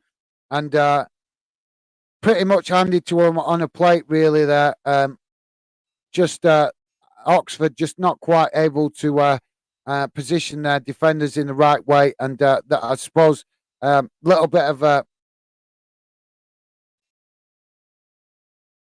I'm just watching it replay. How that isn't got offside? You got two players behind the line as he took it. You got two players behind the line, so I'm not sure how that is able to stand because you got two Arsenal players off, as far as I'm concerned, in an offside position as that free kick was taken. So that's a bit of a cruel blow to Oxford, but that's football, and Arsenal do have that bit more superiority. But let's be honest, guys, Oxford will have plenty of experience on set piece plays. because there's lots of set pieces involved in the lower league games. So as the game restarts, guys, 64 minutes gone, and it's Oxford 0, Arsenal 1. But still plenty of time for Oxford to get an equaliser. It's not over yet. Joey is saying, loving the shirt, Gaz, very bright. Yeah, that's my kind of colours, mate. I'm very much like that. I'm not sure if you guys have noticed my a luminous yellow shirt, but I'm very much a bright coloured person. I like to wear shirts and shorts and stuff like that. That's make me be my own person. You want to see what I go like on holiday, mate? Flipping heck, I stand out from the crowd, and I'm not ashamed of it at all. Honest, when last time I went to Greece, I walked through there looking like a multicoloured cowboy, and I did not care because I like to be my own person. But yeah, thank you very much for that, Joey. I was wondering if anybody might recognise the shirt tonight. So thanks for that, Joey. Like I say, I love wearing bright colours. It's very much a part of my personality to wear colours like this. And like I say, just my way of standing out from the crowd. I like to be my own person. So yeah, thank you very much for that, Joey. Appreciate the compliment, mate. And like I say, hopefully it's not dazzling you guys too much. But like I say, you will probably see me wear colours like this quite regular, bright shirts, bright colours, because it's very much part of who I am as a person. So yeah, thanks, Joey. Nice of you to say, mate. Appreciate that. Joey also saying Probs think they will get a better deal if they leave it to last minute. Well, yeah, but that just shows the lack of football knowledge from the Glazers or any other owners doing that, because as we know, guys, especially in a January transfer window, the longer you leave it, the more you're going to get asked, especially if you're a Premier League club, because all these European clubs know that Premier League clubs have got deep pockets when it comes to finance. So the longer you leave it, the more that them clubs are going to demand a higher price. We know that, but isn't it in the interest of the owners to know that? Shouldn't they be spending time educating themselves with that? Shouldn't they be researching how clubs have done business in the past so that they've got a better understanding of it to get the best deal possible for the club that they own or represent? But you're right, Joey. They probably think like that. But as we know as football fans, this is not the market where the fish are going manky at the end of the day and you get it cheap, or veggies being sold off cheap so because it won't keep for till the next time the market opens. This is football. And like I said, European clubs and other clubs around the world know that Premier League clubs have got lots of money. So the longer you leave it in the transfer window, the more they are going to try and ask for a higher price. So you're right, Joey. I think it can work both ways, can it? It all depends on how bad the club that you're buying off need the money. If they need the money badly, then you're right. The owners might get a good deal. But if they can wait and they're not in an urgent rush for the money, then it can actually work against you. But yeah, thanks for that, Joey. Well said, mate. Joey also saying, will be interesting what transfers Man United do. Yeah, absolutely, mate. I think, like I said a few times, I think it's going to be a fascinating transfer window, full stop, this season, with this January, with the fact that we wouldn't have expected Newcastle and Arsenal to be doing so well at the top of the league, and that is going to chuck the cat amongst the pigeons, so to speak, if you get what I mean by that. Because it's great to see them two clubs up there, but it's going to upset the usual balance of United and Man City, and obviously Chelsea and Liverpool dominate in the transfer market. Now they've got more competition coming from Arsenal and Newcastle, and that's going to make things a little bit more interesting. I think we'll have to see how it develops. But yeah, you're right there, Joey. It could be one of the best and most exciting transfer windows we've seen for January anyway, for a number of years. And it also could break even new records, couldn't it? Oxford are currently in possession on the edge of the Arsenal box, but they're not sure if that was a cross or a chip or what, but the effort ends up in the goalkeeper's hands anyway. And now Arsenal are on the attack again down this near side, but they've just lost it. That's really poor that from an Arsenal player, how he's just lost that so easily to a League One player. He's been challenged on that near side and he's lost it to a League One place. Come on. This is supposed to be, this season's potential Premier League champions, and they've just lost the ball really easily to an Oxford player. Good for Oxford to get them really growing in confidence, even though they're 1-0 behind. You can see the fact that they're competing and the score is low. You can see confidence growing within the Oxford players, which is great to see. We're just coming up to the 70-minute mark, guys. So Oxford Oxford 0, Arsenal 1. Just coming up to 70 minutes. And a ball into the box now for Arsenal. Oh, unlucky for Oxford. And Arsenal have now just gone and put a second goal away. And looks like that might be game done and dusted now for Oxford. Bit of a shame, but it's always a tough ask in it for the lower league clubs to get a result against Premier League clubs. And let's be honest, as I said at the start of the show, guys, Arsenal on the crest of a wave at the minute, really confidence, booming up there at the top of the league, and they're brimming with confidence. And they didn't get their act together. They didn't play very well in the first half, not what you would expect from a Premier League team, but they've definitely got their act together in this second half. And now they command a two-goal lead, and it's looking like it's going to be a tough challenge now for Oxford to get anything out of this. Joey is saying, head 1-0 Arsenal, 1-0 Arsenal. Hart saying 6-2 Oxford. Nice one, laugh out loud. I like that, Joey. Yeah, I said it before. I think I said something like 7-1 or something stupid like that with my head. With my heart, but yeah, nice one, Joe. Appreciate you getting involved with that one, mate. That's a great shout. That's realistic and all. Yeah, 1-0 for Arsenal, and obviously Hart saying 6-2 Oxford. So yeah, but unfortunately, it looks like it's not going to. Well, we could see 6-2, but it'd have to be one hell of a last 20 minutes for Oxford, wouldn't it, to have that score line? But yeah, thank you very much for that, Joey. Sorry, I'm a bit late getting to your prediction there, mate. Samantha Price, welcome to the show, Samantha. Great to have you involved. Always a pleasure to have new fans come and get involved.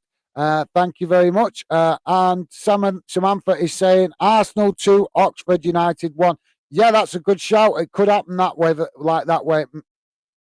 It could, end like that, mate, because Arsenal have got the 2 goals. So if Oxford find one, then you would be bob on with your score prediction. I think we have had a couple of 2-1 score lines in the predictions earlier on, but I think that was more 2-1 prediction for Oxford winning it.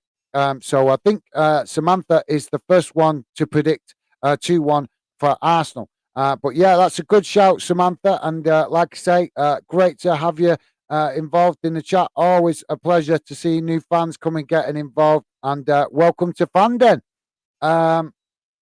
Lionel Thompson is saying, we've got an opportunity for Oxford here, guys. Sorry to break off. I'll come back to the comments in a second. It's gone out. It's gone out. But that's definitely got the crowd up. The Oxford fans really making some noise now. Sorry, I've just missed exactly how that came about there. But we've got a corner for Oxford on the far side. So Samantha, you could be right with your 2-1 prediction here. Sorry, Lionel, I'll come back to your comment in a minute, mate. Just bear with me a second while we see this corner taken. And we're also going to see a double substitution for Oxford by the looks of it. What on it? Look at them. Honest, one of these lads that's coming on looks so young. Really, really young. I'm not sure. He looks... he's really baby-faced, really young lad for Oxford. I would say got to be only just 16 or something. Looking at his face, he looks really, really young. But that's what we want. We want young players getting given the opportunity in games like this because that's how we want to see players getting the opportunity to develop and being involved in a game like this for a youngster at Oxford could really, really encourage him to knuckle down and put the work rate in. And you never know, in a couple of seasons, we might see him playing higher up in the football pyramid. But yeah, so it looks like we're going to see a double substitution for Oxford and one for Arsenal. Arsenal just making the change first, so it's Bukayo Saka coming off, and it's Smith Rowe coming on.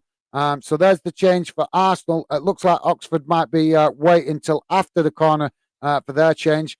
So just see how this corner goes, guys. Corner comes in, and it's right into the middle of the players, and it's headed clear outside the area. And Oxford pick it up on the halfway line and pass it back to the goalkeeper as they look to keep possession. And unfortunately, that corner is just a little bit of a wasted opportunity for Oxford. But yeah, like I say, Samantha, still an opportunity for you to get your score prediction right there, mate. Lionel Thompson is saying, back now, Gaz.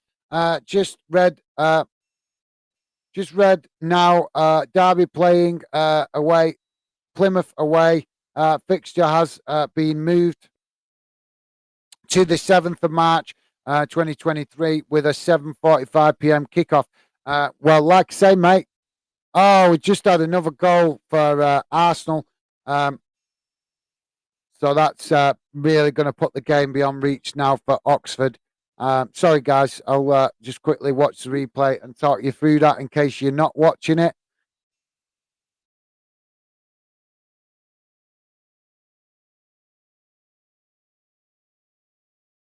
Come on, shows the replay. Right, here we go. And Arsenal picking up the possession on the halfway line as they look to move up the field.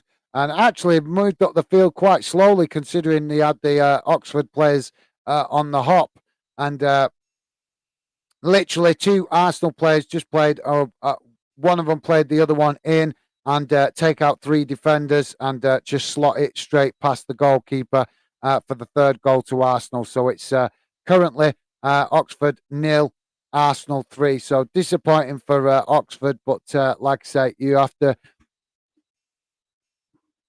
to give them respect for the performance they put in up until this point. But as we've seen many times in these kind of games, guys, teams can match each other for 60 minutes, 70 minutes, but eventually the superiority of the better opposition will eventually tell, or can eventually tell, as we're seeing tonight. We always wish for the nice upset, just for the fact that it keeps the cup special. But doesn't always work out like that. And like I say, it was always going to be a difficult ask for Oxford tonight. Oh, what a beautiful bit of play there for Oxford. One of the Oxford players showing real confidence there, taking on 2 or 3 Arsenal players and actually managing to get past them. But I think he tried just one player too many. He got past the first 2 and then run into the third one and lost possession. So we're just seeing O'Donoghue and Goodman, I think it was, for Oxford that have come on. Sorry, I didn't see the players taken off. But yeah, like I say, guys, 77 minutes gone, 77 and a half minutes gone, and it's 3-0 Arsenal. So let's come back to the chat. Lionel saying, obviously, sorry about that, Lionel. Yeah, well, obviously, if the game's been delayed, that could be good for you guys, because, like I say, maybe by that point, Plymouth will maybe have a dip in form, and that might help with regards to you guys getting a result against them, Lionel. So, like I say, mate, delays sometimes can work in your favour, so you have to wait and see how that plays out, mate. But certainly the opportunity for you guys to get a good result against Plymouth if they end up on a bad run of form, and with the games coming thick and fast, that is certainly possible. It's certainly possible. So we're just seeing that the manager is frustrated, for the Oxford manager, frustrated with the fact the referee not giving the Oxford players much consideration as regards to fouls, and the manager just showing a little bit of frustration there. But yeah, thanks for that, Lionel. And like I say, mate, hopefully, you guys will start to continue to do well. And yeah, hopefully you do well against Plymouth when that game comes round. Samantha Price, well done, Arsenal. Yeah, they're doing well. They're doing well. Obviously, like I say, we're all seeing that Arsenal are doing well this season, and massive respect to them for that. But in the cup, it would have been nice to see them have a little bit more of a challenge. They've had a challenge, Oxford, because we have to give them credit. Oxford have tried to give them a challenge. They've done the best they can, but obviously Oxford with limited resources as far as talent concerned, and there's obviously always going to be only so much that they could do. But yeah, um, I'm sure the Arsenal fan community are buzzing off the way this season's going, and rightly so. And like I say, um, it's good to see Arsenal doing well. Not particularly in this game, but in the league, definitely. In this game, like I say, you got to give a bit more, be a bit more humble and be respectful to the opposition, considering that most people don't think that these teams should even be on the same pitch together. And Oxford have tried their best to give a good account of themselves. And I think, considering the first 60, 70 minutes, how well they did. They have given a good account of themselves. You can see they're just getting tired now, the Oxford players, struggling to get back as quick as they were before. They're just chasing shadows a little bit now. But like I say, massive credit to them for the first 60, 70 minutes. They gave a good account of themselves. But I think as the last 20 minutes, half an hour has played out, they've just started to struggle, and their pace has just dropped off a little bit. But yeah, glad to see you enjoying the Arsenal success so far this season, Samantha, and hopefully you guys continue to have a positive season. But I'll be honest, Samantha. I've got to be honest. I'll be very looking seriously at you guys in the Champions League, because if you get back in the Champions League, it's time for Arsenal to really show what they can do in that competition. Because for me, not wanting to be too critical, this is just a respectful and honest observation. For me, Arsenal under Wenger had plenty of opportunities in the Champions League and really underachieved as far as I was concerned. So when you guys get back in the Champions League, I will be looking to see Arsenal put in a lot more of a challenge in that competition, because I think you are a club that should be challenging in that competition, especially considering Chelsea have won it now a couple of times, Liverpool have won it a couple of times, and these are the teams that Arsenal compete with regularly in the Premier League. Even Man City are getting closer to winning it. So it's considering the amount of years that Arsenal have spent in the Champions League, for me, it's definitely well overdue that Arsenal give a good account of themselves in that competition. Stevie Allen is saying, hi, Samantha. Hope you are well. Are you an Arsenal fan? Thanks for that, Stevie. Great question, mate. Samantha Price is saying, hi, Stevie Allen. Yes, I am good. Good, thank you. And yes, I am an Arsenal fan. How about you? Well, thank you very much for that, Samantha. Like I say, all fans welcome on the channel, and we try to be respectful to all clubs as much as possible. And it's great to have you involved, Samantha.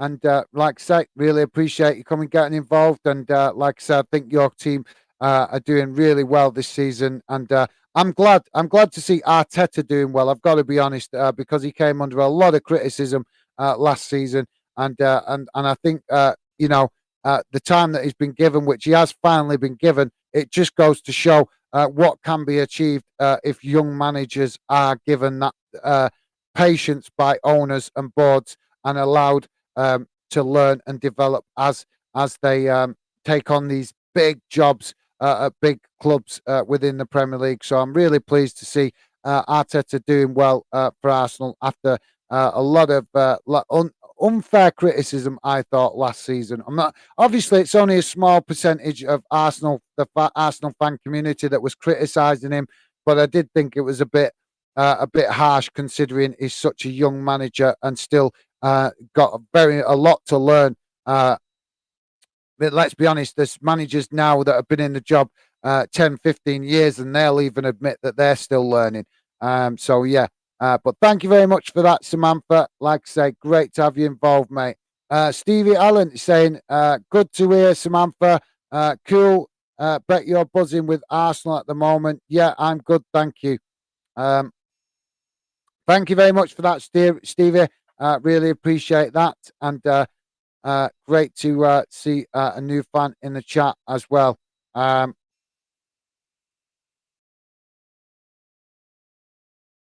and no, I'm not, Stevie, keeping quiet about what club Stevie's supporting. I noticed that. But thanks for that, Stevie. Samantha Price saying, thank you, Stevie Allen. I hope you have a lovely Valentine's Day in February. Yeah, it's Valentine's Day coming up soon, isn't it? And all that. That'll be coming round soon. Um, I hadn't even thought about that. We've only just got into the new year, to be honest. Pancake Day, isn't it? Pancake Day before Valentine's Day.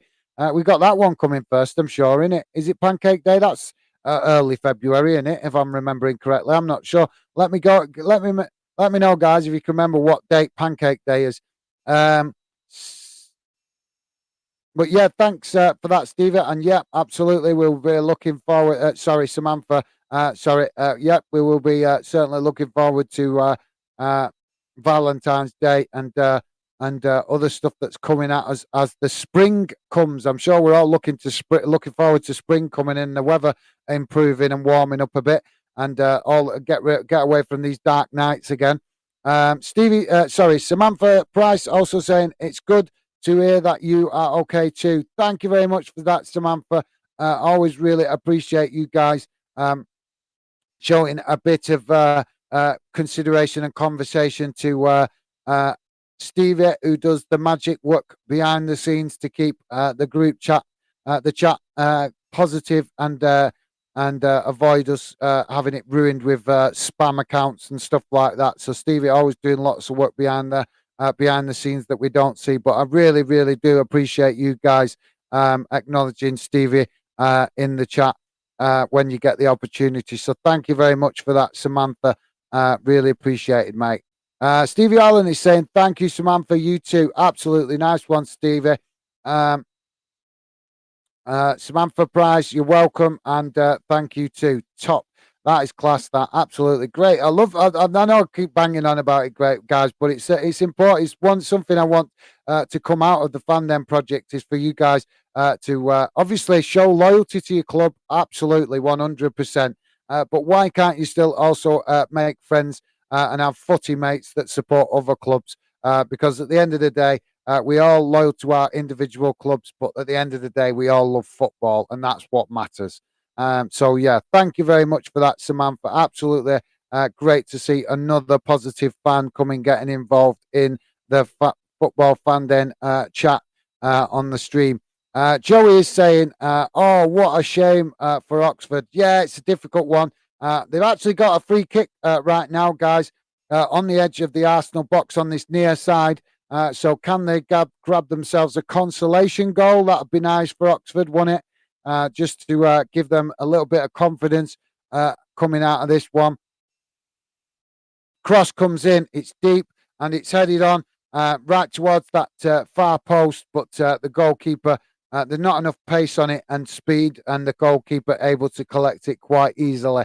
88 minutes gone, guys, and it's still 3-0 Arsenal, but we're just coming up to 88 minutes, so not much time to be played now in the remainder of the game. But yeah, absolutely, Joey. It's a shame, but let's look at the positive. Let's hope that Oxford, the game has helped Oxford generate some good money, because that's the most important thing for a club in the lower leagues right now. That they use the cup to help them generate some much needed money, because they won't. Just this game alone will fill the stadium, the TV money, and like I said, it'll put them in a financially good position for at least another year. So that's the positive that Oxford can take out of it. And as a football fan, I'm buzzing for that, because, like I say, it's great having the riches at the top in the Premier League, but we really want to see a bit more of that money filtering down to some of the clubs that are really struggling financially to protect the long-term future of the Football League. It's as simple as that. So yeah, Arsenal with an opportunity now on the edge of the box, and the shot comes in, and it's high and wide and well over the bar. So Oxford will be back, restart the game now from the goalkeeper at the back. Joey is saying, I've never asked Stevie, who do you support? Right. Right. Yep, that's a good question. That's a good question. Bit of a sore subject though, mate, because of Stevie's team, unfortunately. As you will find out. Samantha Price is saying Arsenal 4, Oxford 1. Samantha is been coming at us with a new score prediction. Good shout, that Samantha. I think that both teams now probably just going to play out the game. So you might be correct with a fourth goal for Arsenal, but it's looking quite difficult now for Oxford to get that consolation goal. To be honest, I think it's looking difficult for Arsenal to get a fourth goal at the minute, because they look to be just playing it about now in their own half of the field and just running the clock down. But yeah, thanks for that, Samantha. And maybe you put that score prediction in a bit earlier, and I'm a bit late getting to it. So if that is the case, my apologies, mate. Joey, Stevie's saying, hi, Joey, Berry. So there you go. Bury, but unfortunately, Bury doesn't exist like it used to anymore. So it's a little bit of a sore subject with Stevie, obviously, from that point of view. And there is still a Bury, but it's not the Bury that used to be. It's a new Bury now. So Stevie's kind of not knowing how to feel about the new club, as well as the fact that some fans are still trying to save the old club from completely disappearing. So yeah, it's quite an interesting battle going on amongst themselves at the minute between the Bury fans. But yeah, thank you very much for that, Stevie. Joey's saying, "All right, but you and Gaz has had some better banter over the years." Yeah, like I said, well, to be honest, we have and we haven't, because I have got a soft spot for Bury because I've got family that live in the area and stuff like that. So yeah, it's quite both Bolton and Bury are clubs that are quite close connected to my family. So yeah, we have enjoyed some banter, but obviously not for quite a while with the trouble that Bury have found themselves in. It wouldn't be right, would it, to be having banter when a club's in that kind of been put in that position by an inadequate EFL that put them in that situation, allowing owners to buy the club for £1. It's obvious that's not going to end well, is it? There goes the full-time whistle, guys. So it's finished. Arsenal 3-0 away at Oxford. Good performance from both teams. Oxford did the best that they could with the resources that they've got at their disposal. They give Arsenal a game for the best part of 60, 70 minutes, but in the end, Arsenal managed to score from a set piece, and then after that, Arsenal just basically got in their flow and killed off the game with a couple more goals. But like I say, massive respect for Oxford. They tried, they give a good account of themselves. And let's hope that the money that they've earned from this game helps the club moving forward. And that if that is the case, that is the positive to take out of this game for Oxford. Samantha Price is saying, "I hope Arsenal win the World Cup this year." The World Cup? You mean the World Club Cup? If you mean Samantha, if you mean the World Club Cup, you can't get into the World Club Cup until you win the Champions League. So Arsenal need to win the Champions League first to actually qualify for the World Club Cup, if that's what you're meaning, mate. Apologies if I'm misunderstanding what you're meaning. But yeah, like I say, Arsenal, the Club Cup is this applies to all European teams. They can only qualify for the World Club Cup if they win the Champions League, which is a bit stupid, really, considering the best teams in world football, and most of them are in Europe. So it's a bit crazy that only one European club can qualify for that competition, which hence is why it's not been very successful. But yeah, I think that's what you mean, Samantha. And like I say, it'd be great. I'm just looking to see that Arsenal do well and get when they get back in the Champions League. So yeah, thanks for that, Samantha. Appreciate it, mate. Stevie's saying absolutely, mate. Yep, like I say, thanks for that, Stevie. Not sure if you guys are getting confused, maybe because the World Cup just been played. But like I say, the World FIFA, sorry guys, the World Club Cup is not an easy competition to win simply because you have to win the Champions League to qualify for it. But yeah, let's hope that in the near future we do see Arsenal and other UK nations in that competition. Samantha also saying, if I didn't have epilepsy, I would have been an Arsenal player. Oh well, sorry to hear that, mate. I actually have a relative, very close relative, that suffers with that, so I know all about that. That it's uh, a very difficult thing to live with.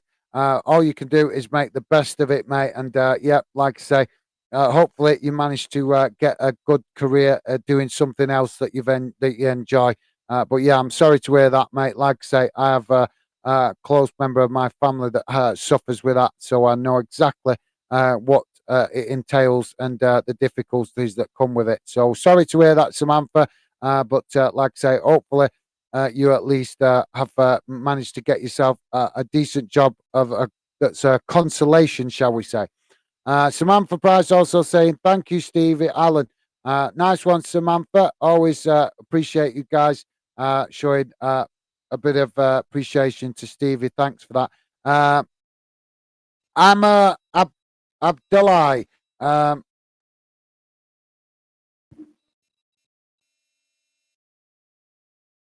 I don't know what you're saying there, mate. So I can't comment on that because it's not really making much sense.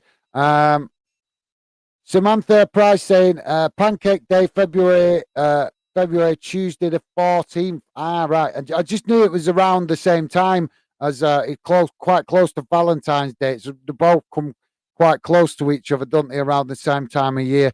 But yeah, I always love Pancake Day. I love Pancake Day. I love flipping the pancakes. But yeah, thanks for that, Samantha. Appreciate you reminding me of that. And it's just I look forward to do. I look forward to Pancake Day. I like flipping the pancakes, like I say. And you will always see me cooking them when it comes round to Shrove Tuesday, it's called, isn't it? They call it Shrove Tuesday. I'm not sure I'm pronouncing that correctly. But thanks for that, Samantha. It's been a and maybe game. I'm sorry, I don't know if that's fit. If you, it's been a brill. I'm presuming maybe you mean the Brill game, Samantha, but yeah, it was an enjoyable game to watch. To be fair, Oxford made it interesting. It wasn't one-sided. Oxford tried to have a few opportunities. Obviously, we know that Arsenal were always going to give a decent account of themselves. So it made it a nice game to watch, where it was end to end. Unlike the game we watched last night, where Chelsea were just boxed in by Man City, and that ended up a very one-sided game. But in fairness to Oxford, yes, Arsenal win 3-0, and it looks by the scoreline like it might have been a one-sided game, but it wasn't. Up until the 60, 70 minute, I thought Oxford give a decent account of themselves. So it made it an enjoyable game to watch because they was trying to get on the ball and trying to get up the other end of the field to create some chances, which made it, like I say, enjoyable to watch. So thank you very much for that, Samantha Price. Appreciated, mate. Joey is saying, such a shame that what happened to Bury. Absolutely, Joey, 1,000%, mate.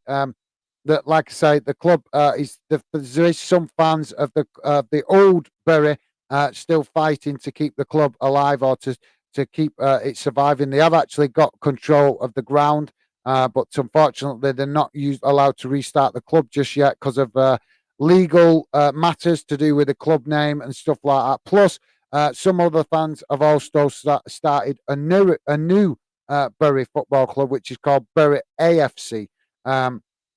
So yeah, but like you said, well said, Joe. It is absolutely a shame what happened to Bury, and all we can do is send our sympathies and to the Bury community, and also our criticism to the EFL for their failure to protect yet again another historic football club within the English football pyramid.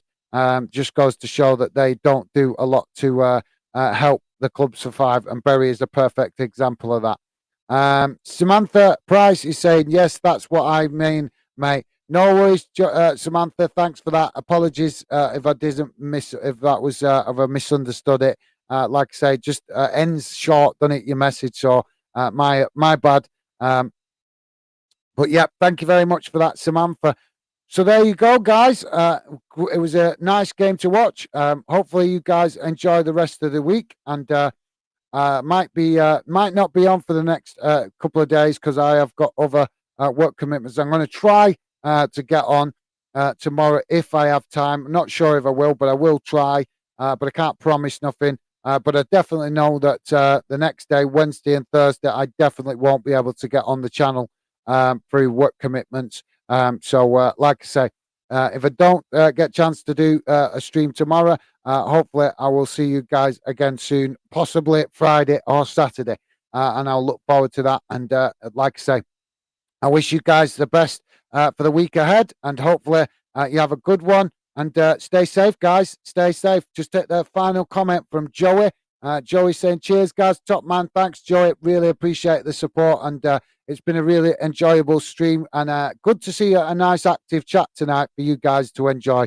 Not obviously, I always have a couple of fans come in talking to me in the chat, but I would really like the chat to become more active for you guys to enjoy it, because as you know, sometimes I'm busy talking about the game, or somebody might be on the channel with me that I talk to.